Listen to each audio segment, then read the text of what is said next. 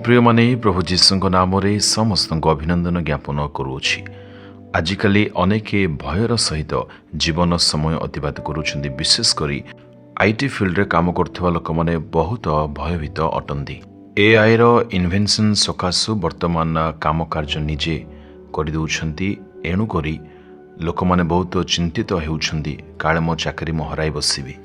ଅନ୍ୟ ପାର୍ଶ୍ୱରେ ଯୁଦ୍ଧ ସକାଶୁ ତୈଳ ପୁଣି ଗ୍ୟାସ୍ ସପ୍ଲାଏ ବନ୍ଦ ହୋଇଛି। ଅନେକ ବସ୍ତୁର ଅଭାବ ଦେଖାଯାଇଛି। ଏହି ପ୍ରକାର ବିଭିନ୍ନ ଚିନ୍ତାରେ ଲୋକମାନେ ଆଜି ଚିନ୍ତିତ ହୋଇ ଜୀବନ ସମୟ ଅତିବାହିତ କରୁଅଛନ୍ତି। ବିଶ୍ୱବ୍ୟାପୀ ଅନେକ ପ୍ରକାରର ସମସ୍ୟା ବର୍ତ୍ତମାନ ଦେଖାଯାଇଛି। ଲୋକମାନେ ଚିନ୍ତାରେ ପଡ଼ିଯାଇଛନ୍ତି କ'ଣ ମୋର ଚାକିରି ଠିକ୍ ଠାକ୍ ରହିବ। ଯେହେତୁ ଗ୍ଲୋବାଲ ଇକୋନୋମିର ସ୍ଥିତି ବର୍ତ୍ତମାନ କୌଣସି ପ୍ରକାରେ ଠିକ୍ ଅବସ୍ଥାରେ ନାହିଁ। କୌଣସି ଜଗତର ସମସ୍ୟା ଦ୍ୱାରା ଆପଣ ସମସ୍ୟାରେ ପଡ଼ିବେ ନାହିଁ।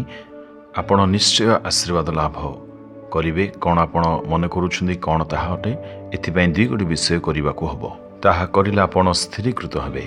ଆପଣ ଜାଣନ୍ତି କି ତାହା କ'ଣ ଅଟେ? ଗୀତ ସଂହିତା 37 ଅଧ୍ୟାୟର 27 ପଦରେ ଲେଖାଯାଏ, ମନ୍ଦଠାରୁ ଦୂର ହୁଅ ଓ ସୁକର୍ମ କର, ପୁଣି ଅନନ୍ତ କାଳ ବାସ କର। ଜଗତର ପରିସ୍ଥିତି ଯେତେ ବିପତ୍ତିଜନକ ହେଉନା କାହିଁକି, ଯେତେ ଯୁଦ୍ଧ ହେଉନା କାହିଁକି, ଯେତେ ଏଆଇ ଆସୁ କି ଏଆଇ ଯାହା ମଧ୍ୟ ଆସୁନା କାହିଁକି, ଆପଣଙ୍କ ପରିସ୍ଥିତି ସର୍ବଦା ଠିକ୍ ରଖିବେ। ଏଥିନିମନ୍ତେ ଆପଣଙ୍କୁ ଦୁଇଟି କାମ କରିବାକୁ ପଡ଼ିବ। ପ୍ରଥମ ହେଉଛି ମନ୍ଦଠାରୁ ଦୂର ରୁହ, ଦ୍ୱିତୀୟ ହେଉଛି ସୁକର୍ମ କରିବା ଉଚିତ। କ'ଣ ଆପଣ ମନ୍ଦତାରେ ଜୀବନ ଯାପନ କରୁଅଛନ୍ତି କିମ୍ବା ସୁକର୍ମ କରୁନାହାନ୍ତି? ତେବେ ଆପଣଙ୍କୁ ଏହି ସମସ୍ତ ବିଷୟ ନିଜ ଜୀବନରୁ ଦୂର କରିବାକୁ ପଡ଼ିବ।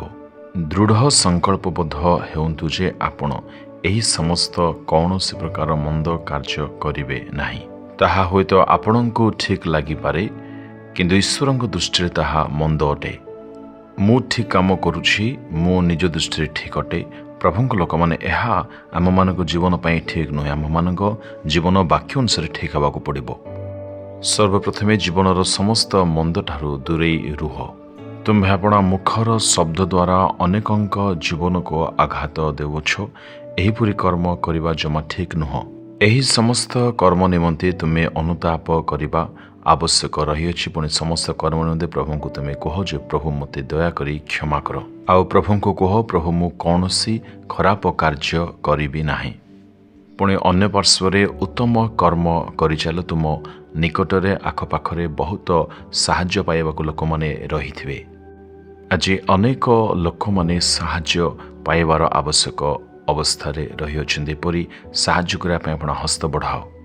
ଆପଣ ଆୟ ମଧ୍ୟରୁ ଏକ ଅଂଶ ପ୍ରଭୁଙ୍କ ନିମନ୍ତେ ପୁଣି ଅନ୍ୟତ୍ର ସେବା କାର୍ଯ୍ୟ ପାଇଁ ଦିଅ। ଯେପରି ତୁମେ କାମ କରିଚାଲିବ, ପ୍ରଭୁ ନିଶ୍ଚୟ ତୁମକୁ ଆଶୀର୍ବାଦ କରିବେ। ତୁମର ସମସ୍ତ ଅଭାବ ମୋଚନ ହେବାକୁ ଲାଗିବ। ଏହା କରିବା ବ୍ୟତୀତ ଯଦି ସମସ୍ତ ବିଷୟ ନିଜ ନିମନ୍ତେ ହିଁ ବ୍ୟୟ କରିବ, ତେବେ ଶେଷରେ ତୁମ ଜୀବନରେ ସମସ୍ତ ମନ୍ଦତା ପ୍ରବେଶ କରିବ। ଯଦି ତୁମେ ଇଚ୍ଛା କରୁଅଛ ଯେ ପରମେଶ୍ୱର ତୁମ ଜୀବନରେ ଆଶୀର୍ବାଦ ଦେଉଥାନ୍ତୁ, ତେବେ ତୁମେ ଅନ୍ୟମାନଙ୍କ ନିମନ୍ତେ ସାହାଯ୍ୟ କରୁଥାଅ। ଏହି ବର୍ଷ ଆପଣ କେତେ ଜଣଙ୍କୁ ସାହାଯ୍ୟ କରିଛନ୍ତି? କେତୋଟି ବିଧବାଙ୍କୁ ସାହାଯ୍ୟ କରିଛନ୍ତି? ଏହି ବର୍ଷ ଆପଣ କେତେ ଗୋଟି ଅନାଥ ପୁଅ ଝିଅମାନଙ୍କୁ ସାହାଯ୍ୟ କରିଅଛନ୍ତି? ମନେ ପକାନ୍ତୁ, ପଚାରନ୍ତୁ, କୁହନ୍ତୁ, ପ୍ରଭୁ ମୁଁ ସାହାଯ୍ୟ କରିବାକୁ ଚାହେଁ। ପ୍ରଭୁ ଉଚିତ ବ୍ୟକ୍ତିଙ୍କୁ ସାହାଯ୍ୟ କରିବା ପାଇଁ ମୋତେ ପଥ କଢ଼ାଇ ନିଅ। ଏହିପରି ପ୍ରାର୍ଥନା କର। ପ୍ରଭୁ ନିଶ୍ଚୟ ପଥ ଦେଖାଇବେ। ଆପଣଙ୍କ ଜୀବନରେ ଆପଣ କୃତକାର୍ଯ୍ୟ ହେବେ। ଅନେକ ଗରିବ ପୁଅ ଝିଅମାନେ ସେମାନେ ଯିବା ଆସିବା ନିମନ୍ତେ ସେମାନଙ୍କ ପାଖରେ କିଛି ମଧ୍ୟ ନାହିଁ, ଏପରିକି ସାଇକେଲ ମଧ୍ୟ ପାଖରେ ନାହିଁ। ଏହିପରି ପୁଅ ଝିଅମାନଙ୍କ ନିମନ୍ତେ ପ୍ରାର୍ଥନା କର। ପ୍ରଭୁ ନିଶ୍ଚୟ ସେମାନଙ୍କୁ ତୁମ ସଂସ୍ପର୍ଶରେ ଆଣିବେ। ପ୍ରଭୁଙ୍କ ଦାସମାନଙ୍କୁ ସାହାଯ୍ୟ କର। ଯଦି ସେମାନଙ୍କୁ ସାହାଯ୍ୟ କରିବ, ତୁମେ ନିଶ୍ଚୟ ଆଶୀର୍ବାଦ ପାଇବ। ଏବେ କୁହନ୍ତୁ, ପ୍ରଭୁ ମନ୍ଦଠାରୁ ଦୂରେଇ ରହିବା ପାଇଁ ପୁଣି ସମସ୍ତ ଅବସ୍ଥାରେ ସୁକର୍ମ କରିବା ପାଇଁ ଅନନ୍ତକାଳ ବାସ କରିବା ପାଇଁ ମୋତେ ସାହାଯ୍ୟ କରେ ବୋଲି ପ୍ରାର୍ଥନା ଯୀଶୁଙ୍କ ନାମରେ ମାଗୁଛି। ଆମେନ୍, ଆମେନ୍।